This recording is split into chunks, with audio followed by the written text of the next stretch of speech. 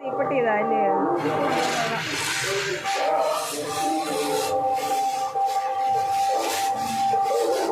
മുട്ടം പുത്തിരിയാണല്ലോ ആദ്യം. നിന്നെക്കാളും ഉണ്ടല്ലോ നീളം. ആദിക്കുട്ടാ, നമ്മുടെ നാട്ടിൽ ഇത്രയും വലിയ പൂത്തിരി കിട്ടത്തില്ലെന്ന് തോന്നുന്നു. ഇത് തമിഴ്നാട്ടിൽ നിന്നായോണ്ടായിരിക്കും. ഉണ്ടായിരിക്കും ചിലപ്പോൾ, നമ്മൾ കാണാറില്ല.